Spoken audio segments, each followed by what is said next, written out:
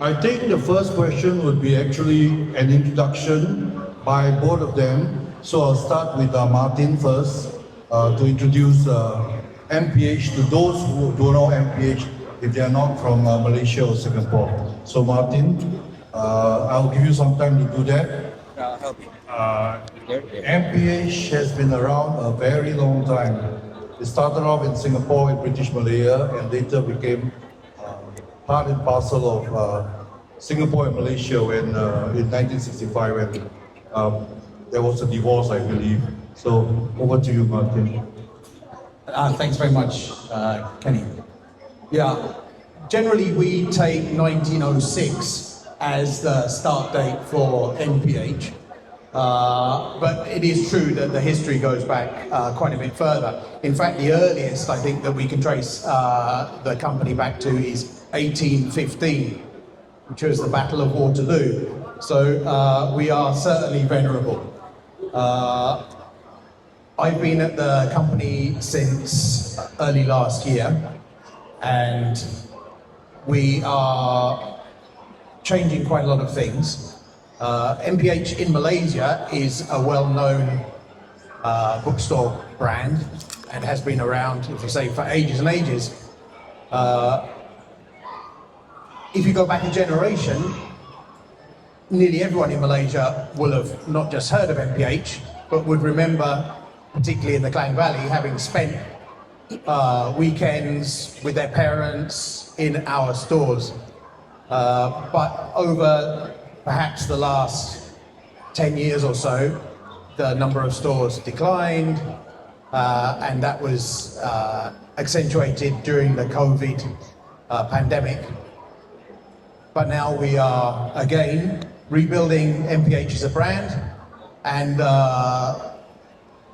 nurturing the joy of reading for Malaysians. So we are coming back and opening more stores. That is really wonderful news because we need more and more bookstores. Bookstores are the cultural magnet that draws communities together and grow the next generation of readers and intellects and all the things that you need. So thank you very much, Martin, for that. And now I would like to invite Adi to just introduce himself and Gramedia. Thank you. Yeah, I'm Adi.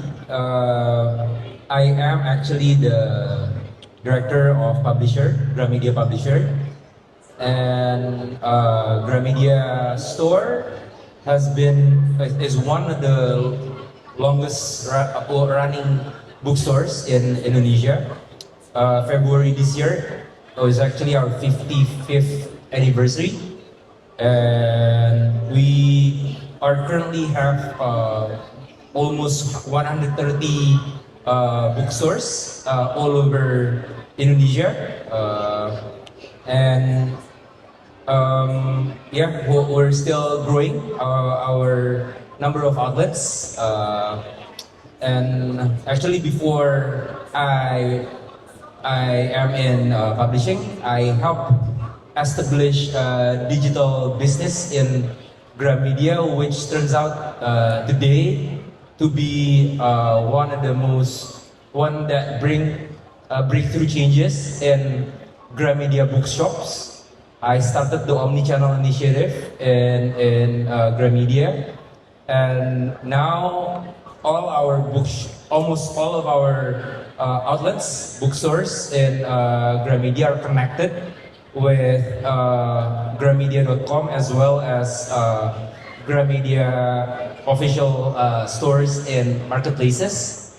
So the bookstore is not only a bookstore anymore now, but it's also a warehouse for our online channels.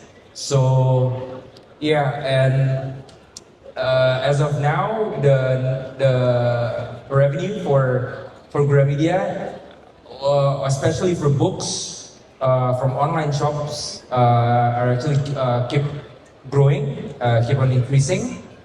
And this year we are trying some experiments on developing a new concept for our offline stores, which publishers are getting more involved in developing that new concept for the bookstores in order for our bookstores to keep being relevant for the market, for the readers in Indonesia, current readers and readers in the future.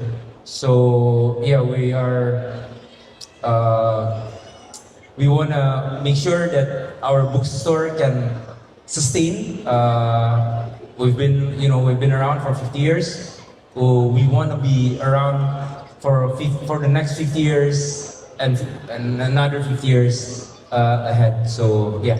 Oh, thanks, Adi. The other thing that I noticed about Gramedia is their ability to adapt and change in a way that is very, very encouraging and hopeful to the rest of us booksellers. One thing I want to mention is that he's also involved in film production and filmmaking, which is content that is very important to the book trade and everyone else. Because, as you know, streaming adaptation of books from movies, from streaming, from anime is a very important thing. So I just want to hear a little bit more about this idea that this in-house content creation that can convert content into many formats. Yeah. So basically, the concept is similar to when I developed omni-channel for the offline store. So I was thinking at that time that the books or products from the store, it has to be able to be sold from other channels aside from our offline store, which is online stores now. The concept is similar to that, but this is in the side of the content side. So based on the books that we publish, that Gramedia publish, me and the team were thinking how we can monetize this content more than just from the books. Yes. So because we see externally many production houses, they start making films and successful series based on the books, and some of the books are the books that Gramedia publish. So me and the team, we were thinking. We think if we are learning about it and we're trying to develop that ability, that capability to develop the content that we publish from books to other products, to other product derivatives, including films and series, we can get more from that. So yeah, eventually we start from making like a short film, which turned out to be quite successful, especially in the film festival circuit. And after that, the management saw that there's actually opportunity, and actually me and the team, we can grow that capability in house. Then yeah, we got trust to develop and feature films. As of now, we have developed 3 films, and I think 3 more films will be developed this year and next year, which are all of them are from the books that we publish. So yeah, it turns out to be one of the new streams, new pillars that Gramedia have a strong hope that will bring like a positive contribution to the group. That's wonderful news. Some of the publishers has been asking me the things that we always have the perception that to create a movie, right, it costs many millions. Do you finance it yourself, or the Netflix finance it? Where do you get the funding to create a movie from the content? Because some of the publishers, their books sells hundreds of thousands of copies, which they already have thousands of fan base in the region or globally. So how do you actually do it? So yeah, Gramedia is like other traditional family-owned company which is very conservative in terms of spending money. So, and film is not like a low-risk business, especially in Indonesia. That's why we never invested in our film on our own. So we always have partners of investors that also invest in our products, in our films. Fortunately, we have a partner in a filmmaker that has historically good has made a historically good film. So we because we have a good partner in a filmmaker, we get it's easier for us to get trust from other investors to invest in our film. So that's very important. I think, at least from my experience, that we have a good filmmaker partner that has made like good films before, that can help us then bring extra investors to invest in the films that we are making. So Tested, proven, right? yeah, because that's I think our external investors see it as a lower risk. So yes, we built the capability in terms of like film distributing, film producing, but we're not doing it on our own. We're kind of hiring like experienced filmmakers to help us. Transfer the technology. Yeah. Yes. Fantastic. Maybe I can move on to something a bit same and not the same. It's the question of how to publicize and to market the brand, publicize the brand and or the wares that you have, the products that you have.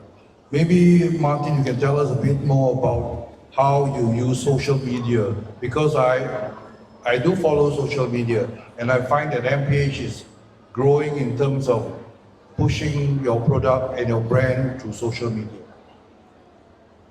Well, yes, we have been enhancing our outreach on social media. I think that the key thing is that it needs to be authentic. And so whoever is creating the content for social media needs to really believe in the product, to really be excited by it. I think it's as simple as that. And so that is how we do it essentially. And we are increasing the range of platforms that we are working with. So increasingly we're looking at broadcasting on TikTok and also online with Shopee, for example. And I think live selling online is a big thing as well. So social media goes so far, of course that gets the message out, but if you have whether it's influencers or staff members or authors promoting the works, then I think that authenticity is contagious and helps sell the product, as you call it. Oh, thank you, Martin. It is a very powerful tool now, social media. It's quite incredible how influencers and brands are being built or destroyed through technology. So the other thing that impressed me about Gramedia also is the fact that Gramedia is also using, from my white hair, you know that I'm not very good at this. Crypto, fintech, blockchain technology to strengthen their ability to protect and to prosper. Yeah. Actually, we are still in the trial phase for that. We're not, utilizing that blockchain technology in every books that we publish, but we're trying like small experiments CRM? using blockchain, but also CRM, especially first to build the community for certain authors. because we publish many books by many authors that have like a big following in Indonesia. But this community is most of them are not managed. They're scattered. They're scattered. So we're trying to utilize the blockchain technology to make it more organized. Because with the blockchain technology, we can connect it with like a WhatsApp group, but this is usually the platform that's connected, community platform that's connected with blockchain. It's called Discord. Oh, Discord, yes. Discord, yeah. So we can engage with the readers, with this authors community better with this platform, Discord, and with that blockchain technology, we know who the names, like the data are more accurate than if we don't use that blockchain technology. That's why we're trying to utilize this technology and certain authors, some of the others that we publish. And the other purpose why we're experimenting this technology is to limit the piracy, book piracy problem that we have in Indonesia. I'm sure we all have in Malaysia and other countries as well. Because again, through this technology, we know like for sure who bought the books, and each books have like its own specific code, line of code that if then the book gets pirated, we know from the source who made the copy, illegal copy of the books because of the code that is installed in the copy of the book. So that's why we're trying to experiment with this technology. Yeah. Is there a general awareness, like say, sometimes in the neighborhood, right? People bought a digital magazine and they share it to everybody they know, share it to social media. Yeah. So the blockchain can actually track Yeah. the person who is sharing and Yes. break the rules or the rights of the consumer use that you have signed not to share, right? Yeah, because again, like as I said, in each of the copies that we sell, that we then utilize this blockchain technology, it has a code. It has like a code, so we know like this buyer or this customer just bought a copy of this book with this code. So if then this book gets copied illegally, we know like the source of that, the source of that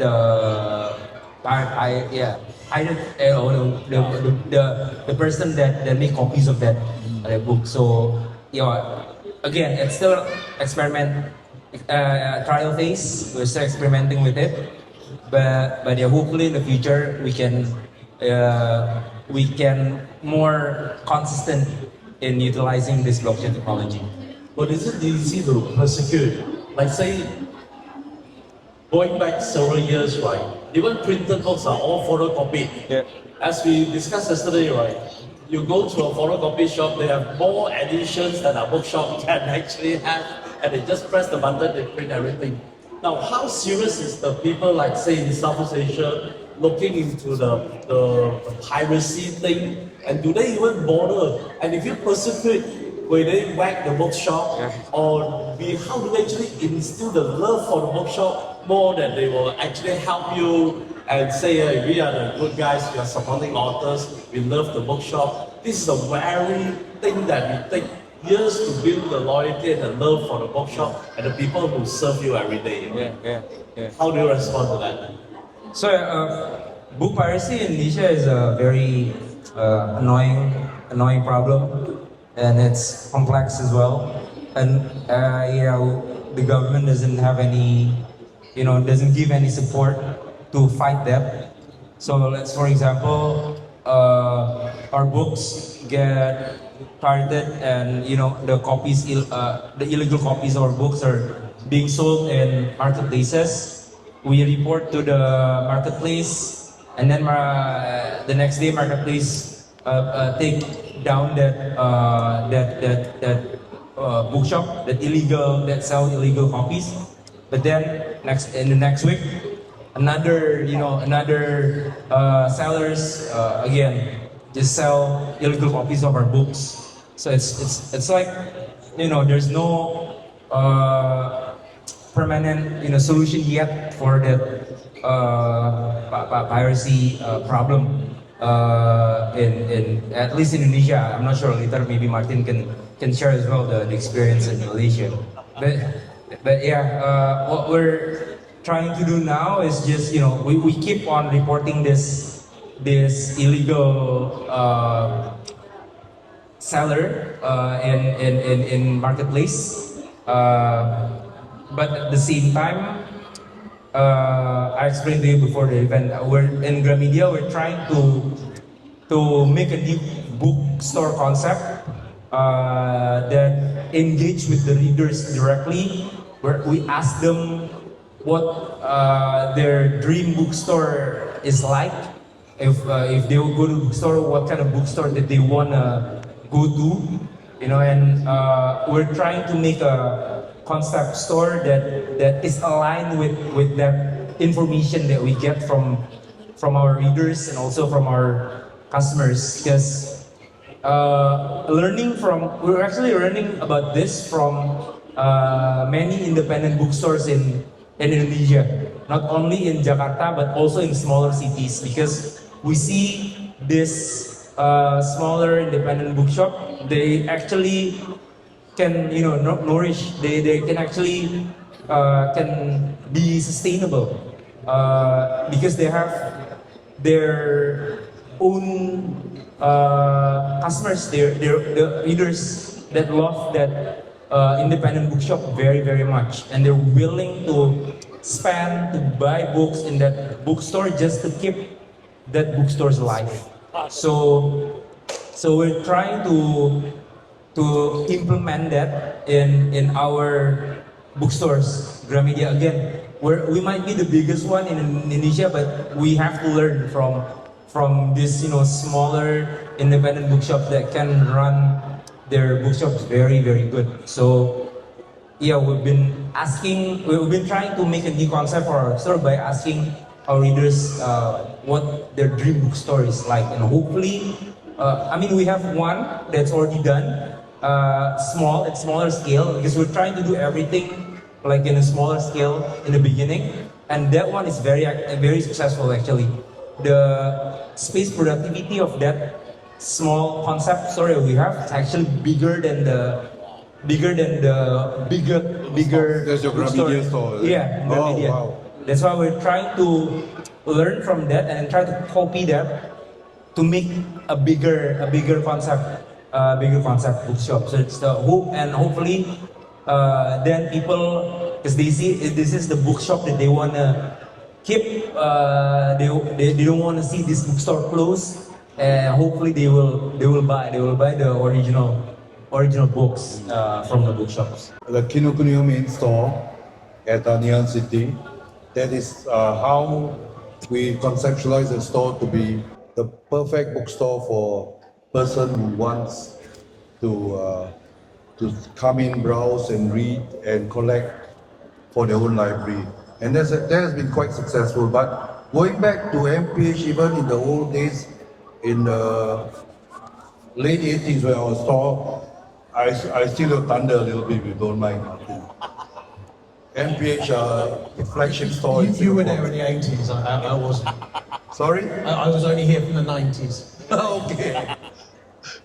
Sorry, I'm an earlier generation. So we had the same problem with piracy as well. And the piracy was getting Robert Ludlum in 50 different titles from a place in the Indian subcontinent, for instance. So what we focus on as a bookseller at MPH at the time was to make sure, like what Gramedia LD is saying, to make the bookshop as perfect as you can. One way, of course, is curation, because the curation must fit your customer. Meaning you must know what your customer wants. Whether it's up market, down market, manga, comics, you must have that. And of course you must have the ambience to physically reinforce the idea that the bookshop is a reality, although it's in your dream. Because if it fits the idea of what the bookshop is, it will work. So this idea of having the perfect bookshop has to do with curation, has to do with ambience, have to do with customer service, have to do with in-house community building bonding, meaning events, workshops, and all those funny things that you need to do to bring them in, especially the younger ones, because once they come in, they'll be hooked for life. In my blessed career in book selling of more than 5 years, I believe, I've seen many authors and people of note come up to me and say, Kenny, I used to come to Stanford. Kenny, I used to come to Kinokuniya when I was a little boy, you know. Here I am. So bookshops play a very important role. So to get that ideal bookshop is not an easy task. So after saying all that, that's just theory, you know. That's just like looking in the cookbook, so you see the ingredients there, but can you do it? Do you have the walking skill to make a perfect char kway teow, for instance? You can look on YouTube, but that's not enough. So you need to get all this done, a good team of people. So people is very important. And to answer Adi's question about a smaller one, actually there are two, it's connected. The smaller Kinokuniya currently that we have at Bugis Junction is way smaller than the flagship store in Ngee City. But the smaller one, return on investment, return on per shelf space and all that is much higher. Yeah, they have to work harder because they don't have the advantage of division of labor and space. You know, if you are the manager, you're also the cook, the waiter, and the bottle washer. Whereas a big flagship store has a different waiter, they have a head chef and all that. So it's a different scale. And the other example I want to mention for your enlightenment is Wada Books in around Arab Street. That shop also has the same idea: curation, ambience, customer service, and the boss and the wife itself are fervent readers who are crazy enough to commit to a bookshop. It has lasted almost 20 years really. He's actually a colleague of mine before he became a bookseller. He was an editor actually. And the shop really works because they found the right niche. So the other thing that is very important in a good bookshop to survive in future also is find the niches for every one of your shop. By knowing, for instance, your demographics. Your demographics for Bandung and for Surabaya definitely different. Even a small thing like Bukit Jalil and Bukit Bintang, totally different. Singapore is the same. So the other issue is with the manpower is the ability of the manpower to have empowerment and not centralization. So all these are the things I wanted to sum up a little bit because we have to go to the next one.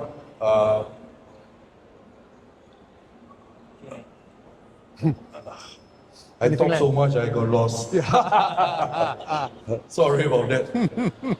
I want to hear a bit more about Adi and Martin, if you have anything to say about curation. Curation, the merchandise mix. Because the merchandise mix will attract the customer to your store. And that is the most challenging thing. Because ambience, you can get architect. Customer service, you can train. But curation is key. I believe. Can I pass to you, Martin, before I pass to Adi? That's not really a question. Is it? You pass to Hadi. If he can think. I'll go first. Okay, no problem.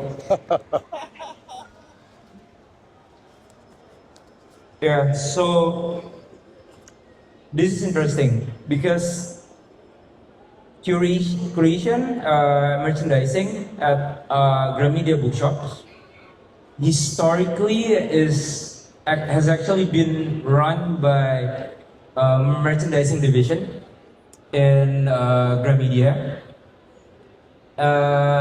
And yeah, I mean, in the past, maybe that type of curation worked for Gramedia. In the past, I mean, maybe 5 years back. Not for the past 2 years, like at least before that, maybe it worked. Yeah, we sold like everything in Gramedia, from not only books but like sporting goods, treadmills, even like electric motorcycle, stuff that way far from books. Yeah, maybe it worked before COVID or before 2 or 3 years ago. But then I share to you, right? The sales from offline, it didn't go up. It didn't go up. It's no longer working. The formula that our merchandising team in Gramedia have, it's no longer working, especially now. So that's why me and the team in the publishing, actually historically we have no say in store operation, in our store operation. So we didn't have any say in terms of merchandising, curation of the products that went to the store. But starting last year, we showed the store people data, like the overall sales for us for books. Yes, it went up, but the contribution was more from the online instead of offline. Understand. Whereas the contribution from the offline, even though it went down, it still contribute majority of our sales, which is like 70%. Historically, it was maybe like 100% to 80%. Now it's only 70%. But still, it's 70% of our sales books. So I told the store team last year, we want to be more involved in the store operation, so that our sales from offline stores didn't go down again. Yeah. That's why we're given chance to then help them to develop new concept store that I explained earlier. And in that new concept, we have more say in terms of curation and merchandising at the store. So, because it's weird, yeah, in Gramedia before, the merchandising team in Gramedia are the people that, in my opinion, don't really read, like they don't love book as much as we and the publishers love books, That's why they could put like a book in the same shelf just because they have similar design cover. But one is like novel, fictional, literature book, but another one is like business book. They put it in the same shelf, Like that's because they don't really read the books. They just see, this is like have similar kind of cover design. They just put it in the same shelf. Again, that's why that's just one of the factors that contribute. I think why people now in Indonesia, they're lazy to go to our bookstore, because our bookstore is so boring and it's not inspiring enough for them. They just bought the books eventually online. But then again, yeah, that's why we're changing that. We're trying to curate. We're more involved now in the curation of the books, even in the displaying the books in the store. And making like category that is no longer generic. Usually it's only like novel, self-improvement. Now we have, because we're more involved. Now we have categories like books by women, books about things like that, like authors. Let's say Eka Kurniawan, Lela Kudori's corner in the books, all Lela or Lela's favorite books, including the international books that our international team are curating, Yes. And in terms of merchandise, non-books, now we're more involved as well. Now, because we have partners from Japan and other countries as well, we're getting like merchandises based on, let's say from Japan, we get merchandises anime And manga, theme merchandise, manga theme merchandise. And that turns out to be successful at the store, because people, especially manga readers, anime lovers, they actually are looking for that type of merchandise. Correct. And they couldn't get that in Gramedia store before. Correct. Now we're getting that kind of merchandise into our store, especially new concept one. And we're trying to make derivative merchandise based on the books that we publish as well. Let's say books that have like a good design illustration. We're making like a t-shirt, tote bag, or a painting based on that book cover design. So, and that has, like demand, people are actually looking, especially readers, they're actually looking for that kind of merchandise. That's why now publishers were more involved in curating as well as developing non-books merchandise that are going to be sold and put in the display in our bookstores. Well, that's the trend. this one, the topic that's equally important, and it also addresses the future, which is the way consumer and readers behave in terms of the new technology. Basically, when you go to a bookshop now, the physical bookshop,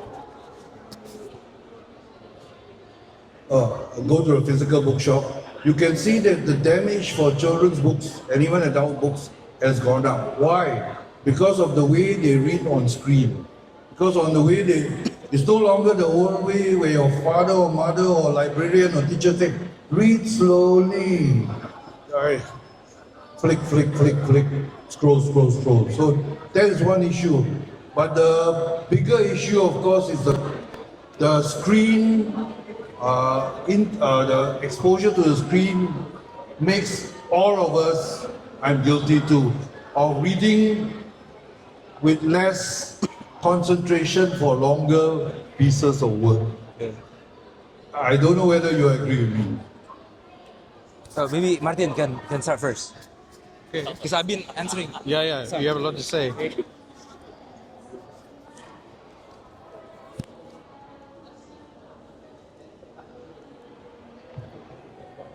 Well, I think that children's books in particular have evolved with technology. Yes. And with the young readers perhaps shortening attention span. So if you look at children's books that are out there now, there's a lot more interactive elements than there were in the past.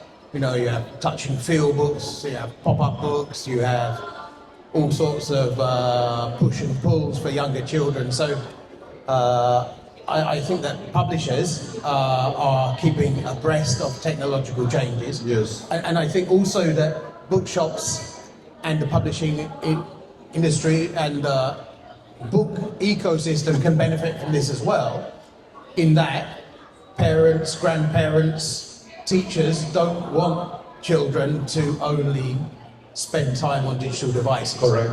So I think one of the strongest parts of our business is children's books. Yes. That's where a lot of growth has been for the last few years, and I think that will continue to be the case. Yes. So to that extent, I kind of disagreed that the damage is greater. Okay, I'm just being a devil's advocate because I just attended the Asian Festival of Children's Content, which is an annual book festival for experts to tell the book world, publishing world, creators, artists, writers, what's happening. And a recent study was done where the conclusion is this: for adult books, it seems to have dropped a little bit, but for children's books, it has remained very strong. Because as you say, the support from the librarians, from the teachers, from the elders, from parents, for children to read. And the children, of course, in their younger days, although they use the iPad, for books, they are very tactile. I can attest to that because I have twin grandchildren of 2 years old, and they've damaged a lot of books, but it's worth it because they are very tactile. They want to hold it, they want to see it, and the damage also is done because some of the books are sticker books and some are not. So sometimes they think that it's a sticker image and they want to pull it out, things like that. So Adi, you got anything to contribute? Yeah. I think we can leave 5 minutes for answers after that. Answers and questions. Yeah, I think for children book, at least in Gramedia, the growth actually is not as strong as other book categories. It's quite interesting because I don't know the correlation between kids these days using gadget with book damage, but I think in Indonesia, in my opinion, kids, because Indonesian kids, they like gadgets very much, and the parents, they don't really push the kids to read.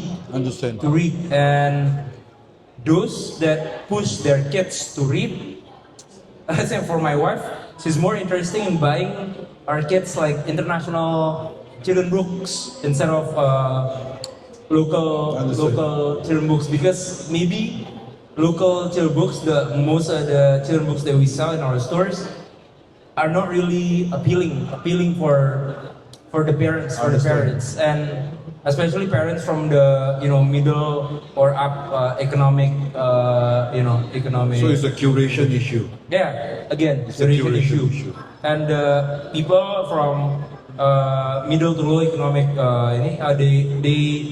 they got free children books from schools, right? Understand. So they didn't really buy it from the bookshops. That's a curation.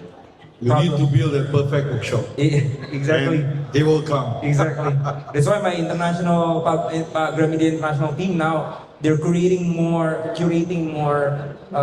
international children books, and hopefully those books can be the example of the children books that later on our publishers will try to publish that type of children books. That's I think number one issue. Yeah. So we only have 3 minutes left, so I think we can have questions on the floor. Anybody has a dying question or warning us that bookshops are going to go off by tomorrow or something? If not, is there one? Anyone? Good. No question. If not, I'd like to sum up. Bookshops have always faced the threat of extinction from day one, whether it's from internet or from movies or from streaming. And now piracy is nothing new. Piracy, as Martin would attest, has gone on for centuries. So it's nothing new. So it's only why this session is important is all booksellers to know there's still hope. If you follow those secret formula that we mentioned just now, with a good team, I think the future is still bright. Because human beings need other human beings to connect, and good stories will never go away. And good storytellers using the platform of iPad or physical books will never go away. So as long as the bookshop remains relevant to the community, I think it will succeed. Thank you so much, the panel. Actually, one more thing to add is that print is still hot. Print is still on demand. In You want to fact, say something? a lot of really say something? powerful content and product is still delivered in print. Like say, we have a case study in China, right? They said what we check is better than the 7-8 American side and stuff like that. We are damn good in the digital and stuff like that. But we want our kids to start reading more print because the attention span is all over the place and most of the time don't know whether the screen watch you or you watch the screen. But when they read, they can actually absorb more. Discipline. They train them discipline, they train them respect of books, they train a certain habit that is good for life actually. So with that, one last closing statement from our speakers.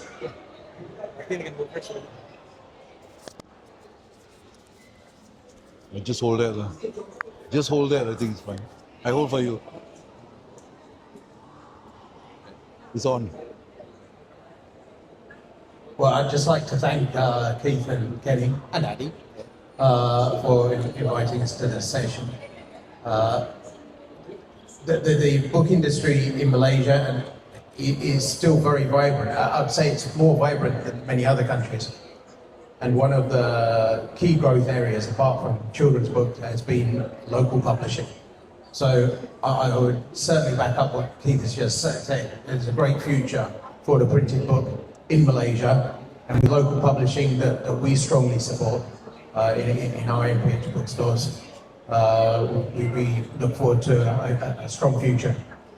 So thank you, guys. Adi? Oh, for me as well? Yes, of course.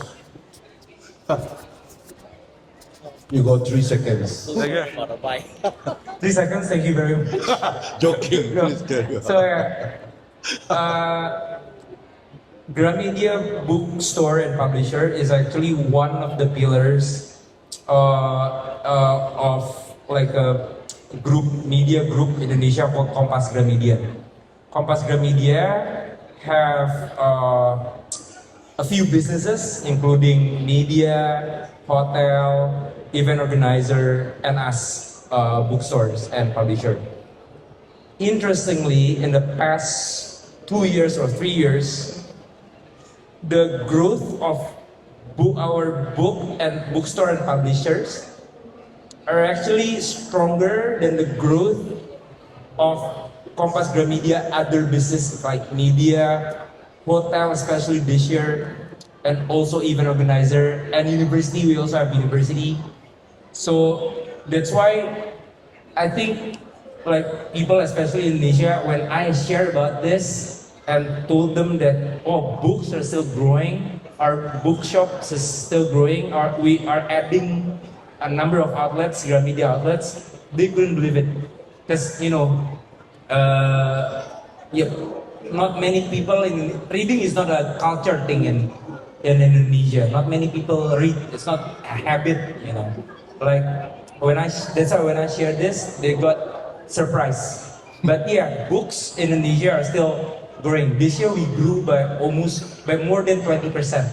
20%. So yeah, that's why we're experimenting with new concept, new technology, content development, from books to merchandise to film series and everything, and other derivatives. And I personally believe that this trend will continue to keep going in the future. Like I said earlier, my aspiration, me and my team aspiration is to keep our bookshop and publisher. We had our 55th anniversary, and hopefully we can sustain next 50 and another 50 years in the future. So yeah. All right, Gauri, thank you for the distinguished panel. Thank you so much for coming, and thank you for sharing. A round of applause to our panel speakers and moderator. Thank you guys. Hey. Thank you.